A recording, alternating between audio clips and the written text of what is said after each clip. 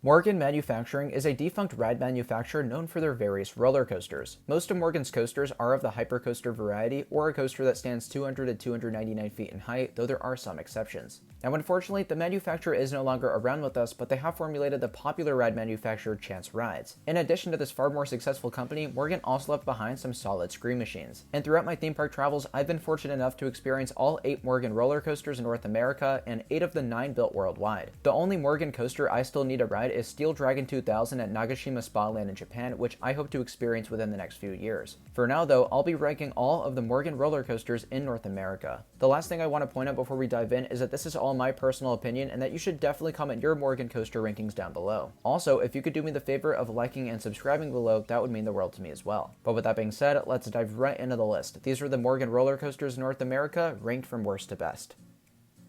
Number 8, Santa Monica West Coaster at Pacific Park. What I'm dubbing Morgan's worst coaster isn't an inherently bad ride at all. Matter of fact, it's pretty great that this is at the bottom of the list. West Coaster is probably one of the mildest family coasters I've been on, but it does have its strengths. Perhaps my favorite are the views you get of the ocean and the coastline. It's really beautiful and easy to take in on those slow helixes. Also, there are 1 to 2 moments of airtime that are actually decent if you're in the back row. Otherwise, this isn't an impressive coaster by any means, but it's fun to do on occasion since I live here in Southern California.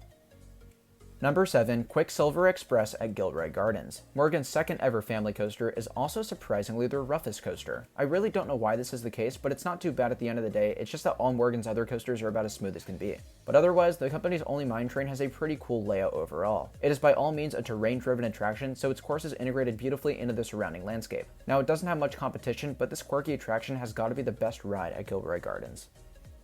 Number 6, Wild Thing at Valley Fair. Our first extreme coaster to make this list resides near Minneapolis, Minnesota, and is a pretty underwhelming hypercoaster. Parts of it feel so drawn out to the point where you could probably fall asleep on them. Of course, the latter half does have its fair share of potential on a good day, but 9 out of 10 times Wild Thing is trimming to death on its mid-course brake run. The 2 redeeming qualities of this coaster to me are 1, its smoothness as I stated before, and 2, it's got a pretty fun flagector airtime hill following the drop. It's a real shame that the rest of the ride's layout can't match the quality of that genuinely fun airtime hill, but for the record, this is a pretty ride and it makes this park skyline well, so the appearance is at least a plus.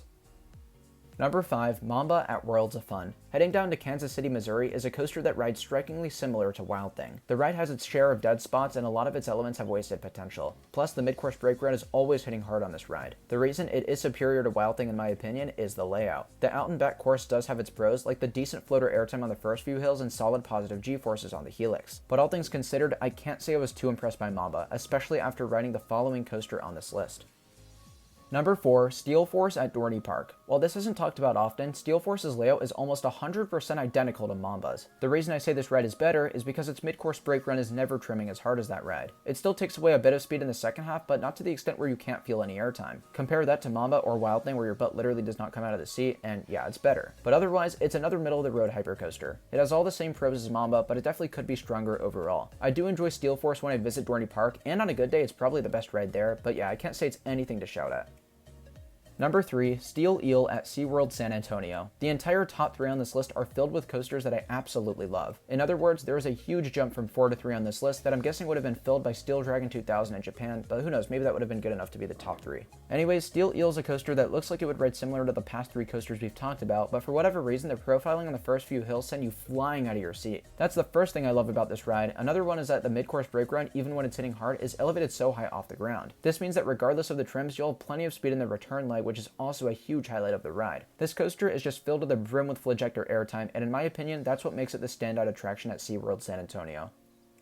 Number 2, Phantom's Revenge at Kennywood. I know many of you are probably shocked by this ride not being number 1. The fact that matters is it is very close to getting there, like I think the number 1 spot is right next to Phantom's Revenge in my overall coasters list. Another thing you may be surprised about is that this made the list at all. You see, Phantom's Revenge wasn't always a Morgan coaster. The ride originally opened as Steel Phantom, a massive aerodynamics looping coaster that followed a similar layout. But over time, that coaster became unbearably rough and increasingly difficult to maintain, so Morgan actually came in and gave it an overhaul. The ride would now be known as Phantom's Revenge, and rather than uncomfortable inversions, would have some of the world's greatest airtime moments. Now, I like to make clear that I'm not the hugest fan of this ride's first half, and that includes the drop into the ravine, but there's no denying that the second half is absolutely wild. If the whole layout matched the insanity of those ejector hills, Phantom's Revenge would be far and wide the number 1 ride on this list. But just before summer this year, I had the chance to go on a trip to another country that housed the last Morgan roller coaster on this list, so cue the number 1 placement.